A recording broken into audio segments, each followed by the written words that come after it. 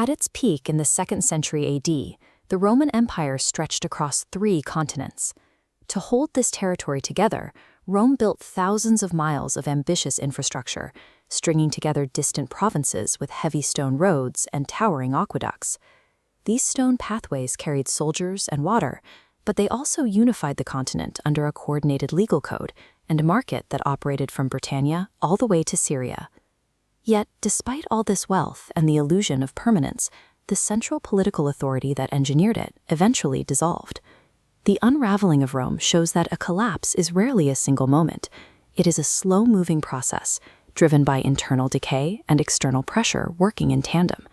The structural cracks began in the capital during the 3rd century, as the government fractured into severe political instability. The military realized they held the ultimate leverage. Over 50 years, soldiers assassinated dozens of emperors, replacing leaders for larger payouts. These rapid regime changes required vast amounts of cash to bribe the legions, triggering a severe economic crisis. Notice the sharp contrast between the central gold coin and the surrounding silver. To fund civil wars, emperors stripped precious metals from the silver. As seen in these worn, irregular edges, minting standards plummeted. This flooded the market with low-quality coins, creating rampant inflation. Fleeing the violence, various Germanic tribes were pushed westward until they piled up directly against those Roman river borders.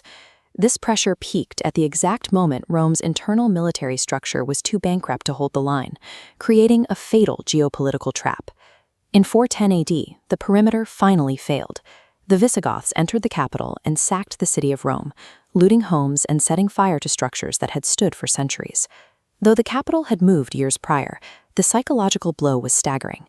The empire had been exposed as terminally vulnerable. The final breaking point arrived decades later, in 476 AD. A Germanic general named Odoacer walked into the palace and simply demanded the young emperor Romulus Augustulus hand over his crown. There was no final battle.